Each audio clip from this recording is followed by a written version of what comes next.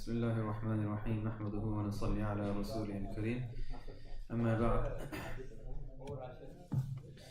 Last time around we started off with regarding the Great War. So this is regarding the Malhama, Al-Malhamatul Kubra, and this was to do with the Great War which is going to happen at the end of times. So this war, it's a series of wars, or whether it's a major war at the end of times, lots of bloodshed and battle and so forth, qital. This will all happen at the end of times. And I mentioned a few hadith. Tarikh Ibn Asakir mentions regarding 3 armies, one from the north in Sham, one from Iraq, one from Yemen, and then he was told to go and join the army of Sham, which is Syria, Palestine, all those areas. Then I talked about regarding they were fighting over some treasures, but Muslims will be fighting Muslims.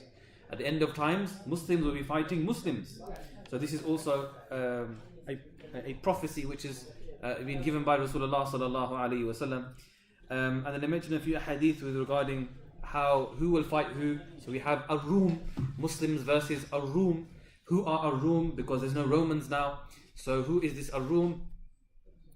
Some have interpreted it as the European nations or the superpowers of the world. And it's a possibility, or maybe the Romans may come back later on in life. Allah Alam, Allah knows best.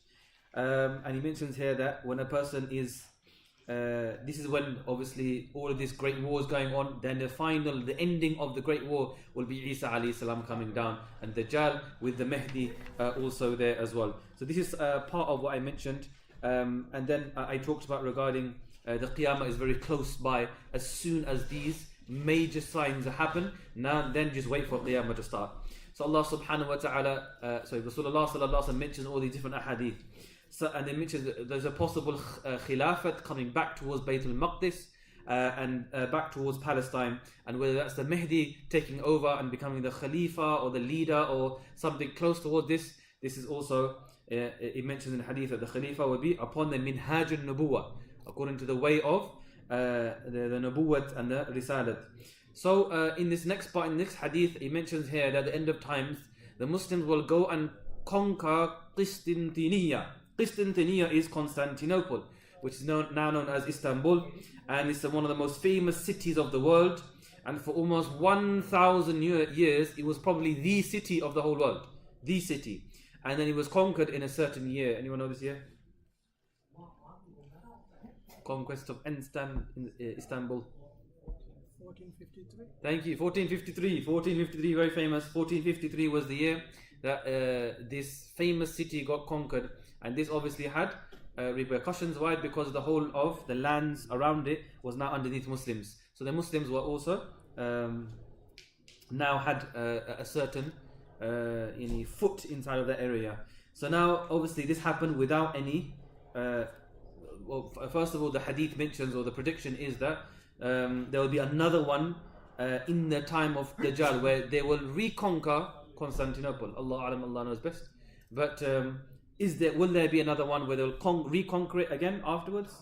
And then the next time they do this, and this hadith shows something regarding this, that if they reconquer it, they will reconquer it without any bloodshed.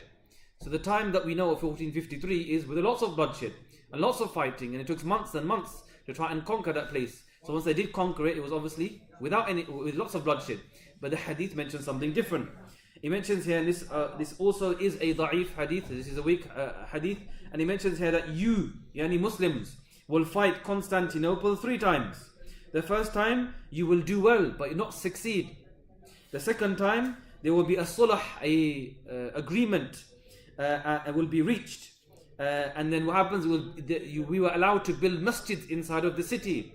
When you go to Istanbul now, the whole place is full of, either there was 0 masjids before 1453, or now it's full of masjids. So how will there be a sulh, and how will there be a in between, a compromise? We don't know yet. And the third time is that you will conquer it with a takbir. So this is the hadith, that a third of the will be destroyed, a third of the city will be destroyed, a third of them will be burnt, and a third of it will be conquered and divided up amongst the people.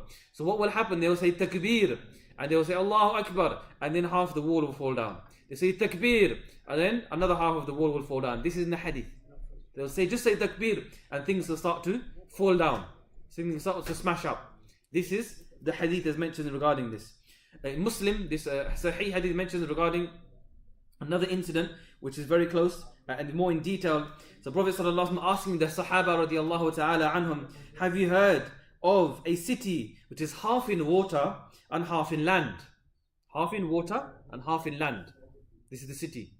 So obviously the mind went straight towards Constantinople. So the Sahaba said, yes, we have heard of this city. So Rasulullah sallallahu alaihi wasallam says that Qiyamah won't happen until 70,000 of the Banu Ishaq, not Bani Israel, but Banu Ishaq will conquer it. The Banu Ishaq is generally known as the Arabs. As the Jews. Not Jews. Christians, thank you. The Christians, the Roman side. Banu Ishaq. Banu Ishaq, he's the father of Banu Israel. Yes, but it's still not. They're known as. So Bani Israel Yaqub is known as Bani Israel as the Jews. But Banu Ishaq, as they've mentioned differently, they've attributed more towards the Christian side. They've attributed more towards the Christian side, Banu Ishaq. And so they will conquer it. And this is normally, generally, is considered as this. These won't fight with swords or arrows. Rather, they will say, and look what they will say. This is a hadith. La ilaha illallah wallahu akbar. And the side will fall down.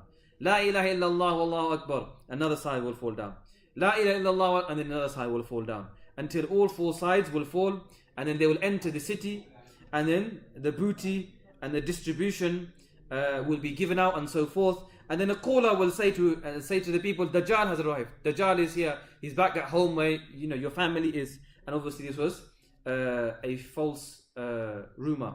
So the Banu Ishaq in itself, originally you will say, is it Romans? Is it those people from that area? Or is it the Jews? But the Jews will be converted into Muslims. This is also another interpretation, which meaning they'll be Jews, but they'll be convert of Jews. They will be Muslims, right? Banu Ishaq.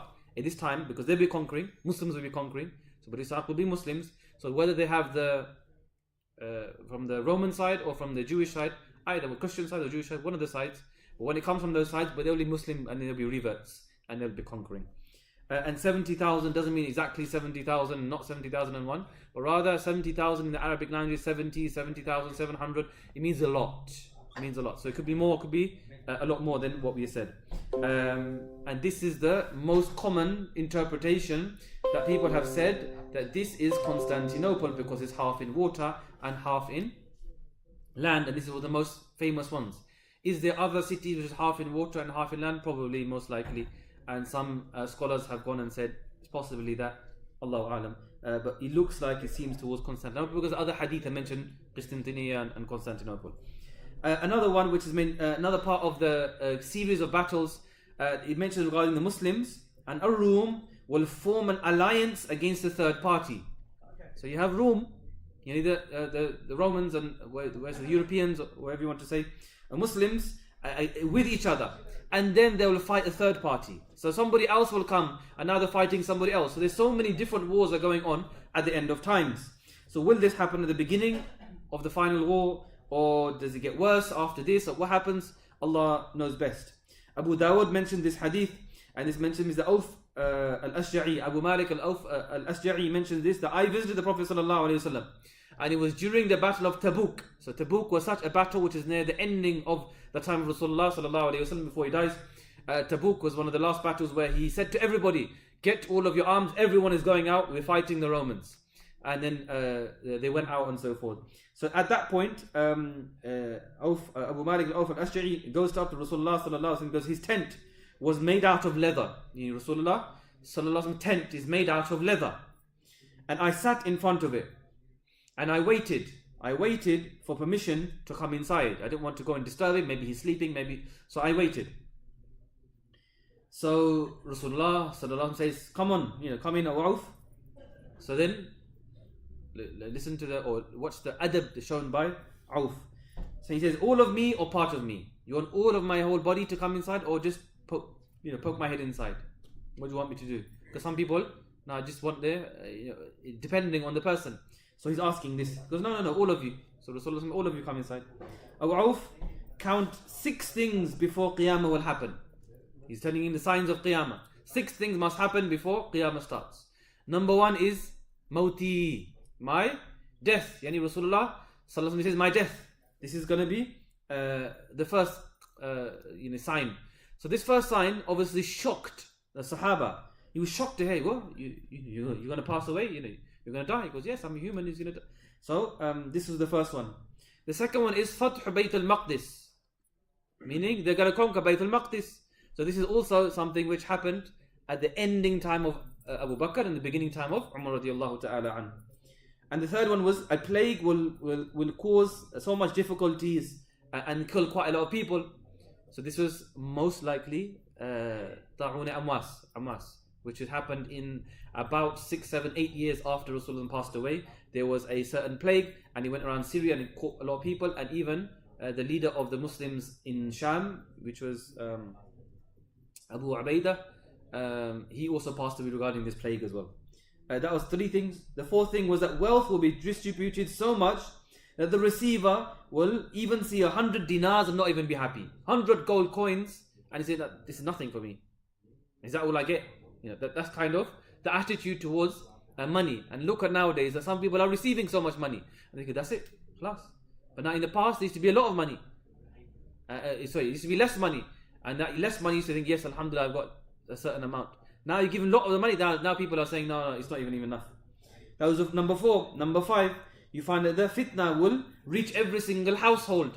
Which kind of fitna is this? Most likely, again, it will be regarding the Sahaba having the civil war in between themselves. And lastly, he says that treaty will happen between you and a Rome. The Romans, there will be a treaty between you. So what happened is that the treaty will be in you and Rome, and the Romans and the Christians at that time. Then they will betray you. They will betray you. And they will march against you with 80 banners. 80 banners. And each will be 12,000 troops. Meaning, they've got 80 different flags. What do they have? 80 different flags. And each flag has about 12,000. That's a lot of people. It's a lot of people. It's in possibly 1 million.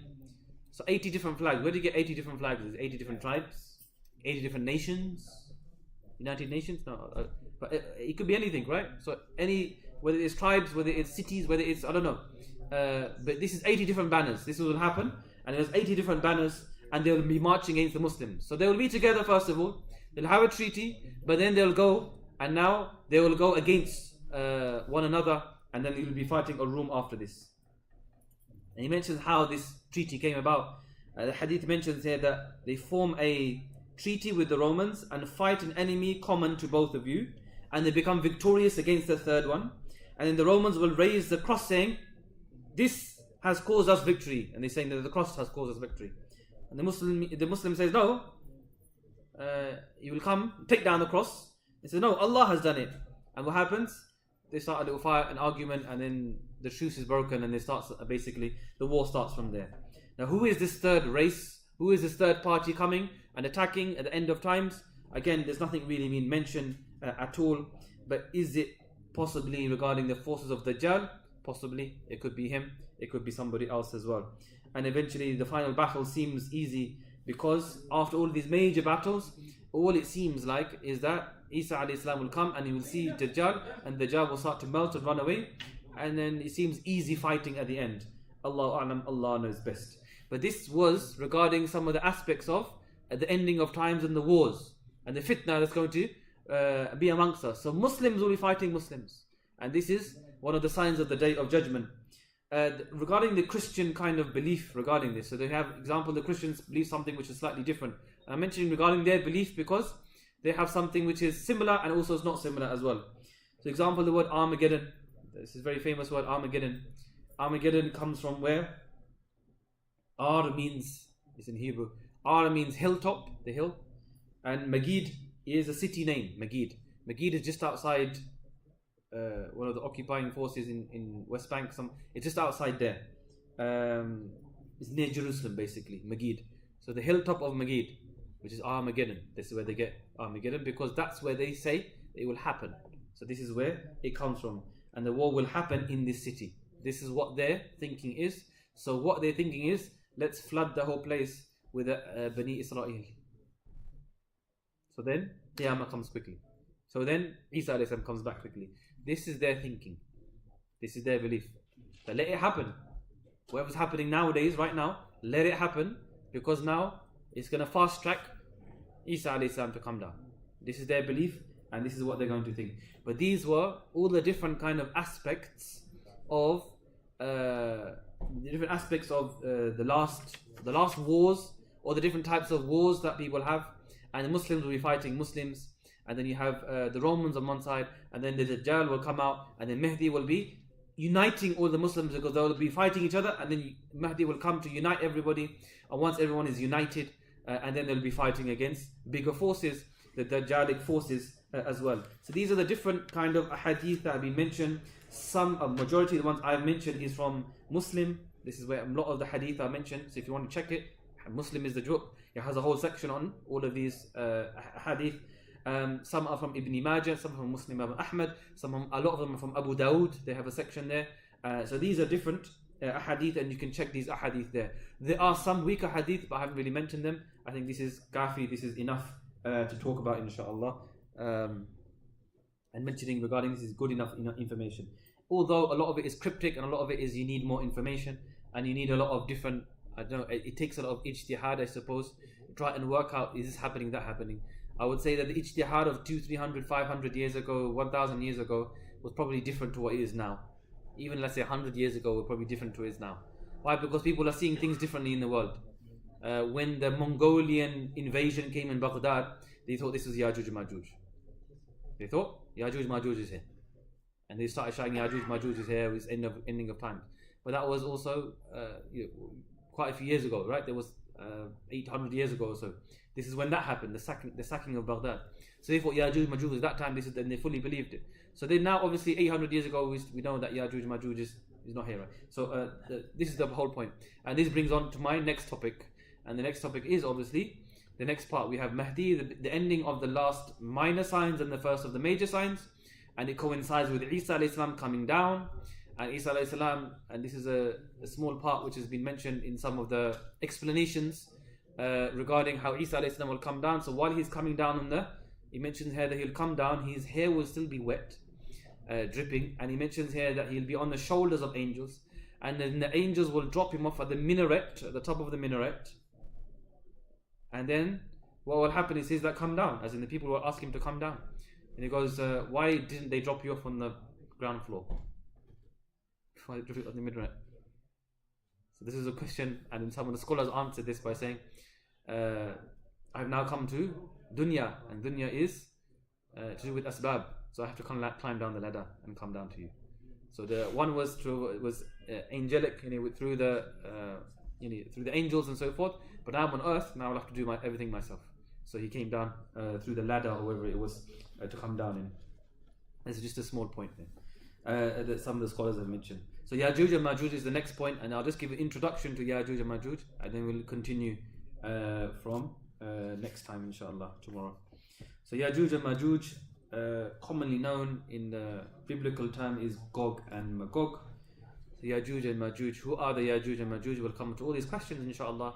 And there's lots of interpretations, some funny, some not funny, but there's different interpretations of Yajuj and Majuj.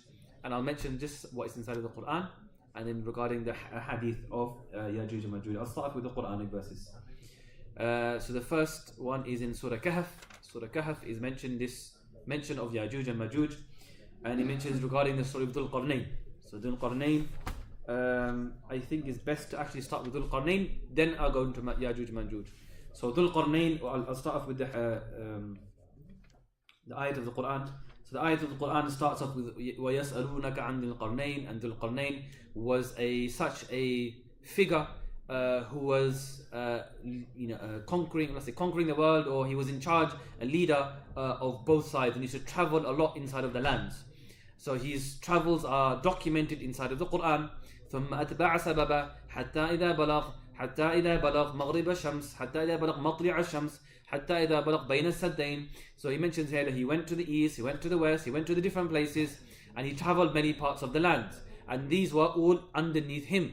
And he's called Dhul Qarnayn because of the two qarns. Qarn means either the two sides, or it means qarn means the horns, the person with the two horns. This has been mentioned regarding. So Dhul Qarnayn, he's got his name. So now he was known to be a king and covering a lot of land, and a lot of the known land that was known was underneath his control. So Dhul Qarnayn made lots of suffer to many places regarding this, and as a king. So who is Dhul Qarnayn? First of all, who is this Dhul Qarnayn? Some have different. We don't know. Number one is we don't know. There's no in history. We don't know exactly who it is, but I think we can say who it not is. So we know, I think quite clearly, that it's not Alexander the Great. This is very famous that people have named it that this is Alexander the Great is Dhul Qarnayn. It doesn't make sense at all. Through historic terms, it doesn't make sense. Why? Because Alexander the Great was obviously known to be a pagan. He was known to be a person who used to worship idols, and then Dhul Qarnayn was obviously known to be a person of Tawheed. So it doesn't seem like it's, and there's many other aspects of it. I'm just sticking to this aspect of it. There are a few other people, other interpretations that people have mentioned. King Cyrus has also been mentioned. This was also mentioned around 2600 BC. And some have mentioned that this is him, and they tried to look at the east and the west and look at how much they, and whether he was a person of Tawheed or not. This is also debatable. Again, Allah knows best. And he was from Persia at the time. And another one has also been mentioned is another Persian king, which is Darius. So this is also somebody that's been mentioned, and possibly it could be him because he also ruled over a lot of the world. And this is 550 BC. And he also ruled over Asia Minor, Balkans, Caucasus, North Africa. He traveled everywhere. He fought against many different civilizations, this person. And he went against China, he went against the Egyptians, he went against, and he was a person of a monotheistic kind of religion. He believed in monotheism, and he was beloved to his people, and he is the king. And he said that he said that to the people that this is from a bigger power, that whatever I have been given is from a bigger power. And there's like a description of him that he had, like, was it 2 horns? I'll explain now. 2 streaks of white hair, so they called him Dhul Qarnayn. He had a helmet on with 2 horns, is also one of them. Or he travelled from east to west, which is the 2 sides. So this is called Dhul Qarnayn. These are some of the interpretations of Dhul Qarnayn. So this was also given to him. So a lot of the fingers point towards this person, but again, we don't really know, and these are just interpretations. And some people like putting different interpretations on. So Dhul Qarnayn is that kind of figure. So Dhul Qarnayn was this person inside of the Quran. He's been mentioned. He travels here and travels there. So while he's traveling from the east and the west, different communities are there, and he's a just king, and he's following monotheistic kind of beliefs. And then he mentions of Yajuj and Majuj. So the Yajuj and Majuj are now, he's meeting, or he's knowing, he gets to know about these people. So he mentions حتى إذا بلغ بين السدين وجد من دون وجعل من دونهما قوما لا يكادون يفقهون قولا. What happens? He reaches a place with 2 barriers, and what happens is that he sees a qawm, he sees a nation, لا يكادون يفقهون قولا, that he cannot understand what they are saying. He doesn't know the languages of these people, whether he doesn't know the languages or whether they are saying sign language. Allah Alam, we don't know. But they don't understand each other. Some have mentioned that they had to have 7 different interpreters to try and get that language because nobody spoke that language. Or some say, no, it's sign language. Or someone said, whatever it is. But whatever it is, they didn't understand each other. But they had to try and get the message across in a different manner, whether through sign language or whether through interpretation. Allah A'lam, Allah knows best. So it goes on, Allah mentions here, قَالُوا يَا ذُو الْقَرْنَيْنِ إِنَّ يَأْجُوجَ وَمَأْجُوجَ مُفْسِدُونَ فِي الْأَرْضِ. So they're saying to Dhul Qarnayn that these Yajuj and Majuj, they're causing corruption on earth, they're causing mischief, they're causing so much trouble on earth. فَهَلْ نَجْعَلُ لَكَ خَرَجًا عَلَىٰ أَن تَجْعَلَ بَيْنَنَا وَبَيْنَهُمْ سَدًّا. We will pay you, please protect us, build us a wall, so then they are staying out, and then we are on this side and they're on that side, and protect us. We'll pay you, we'll give you money for it, protect us please.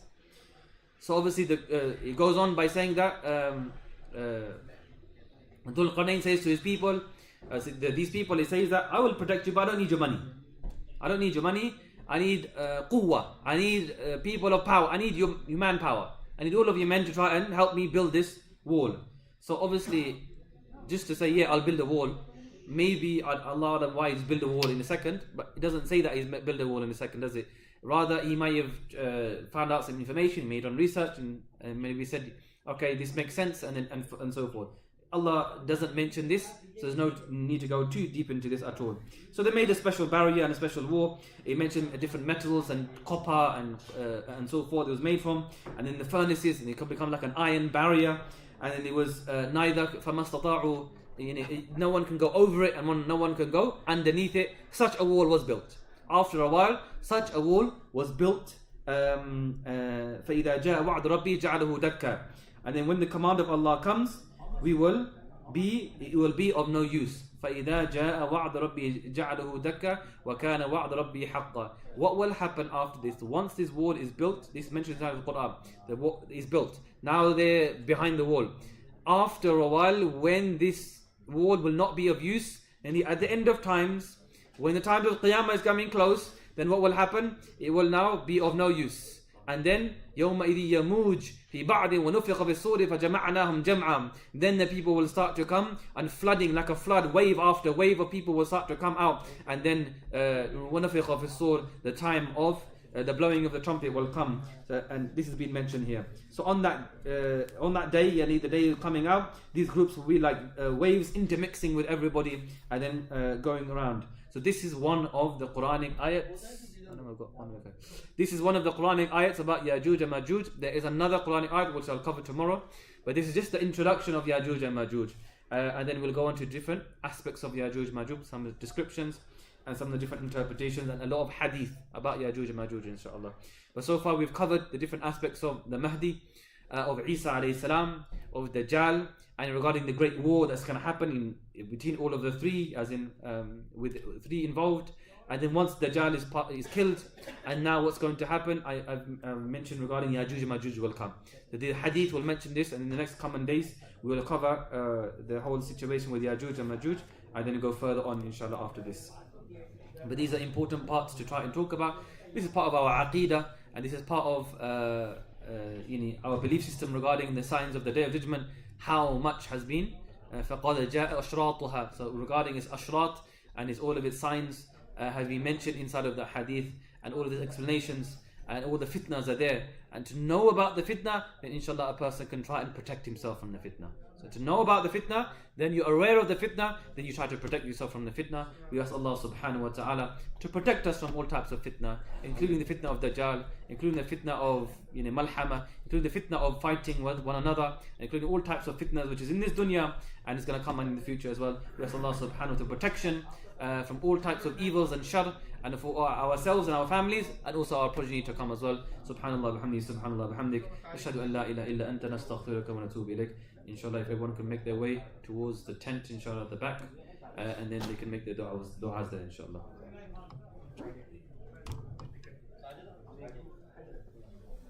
Tent में चले जाओ भाई, अफ्तारी के लिए चले जाओ, थोड़ी देर दुआ करो भाई।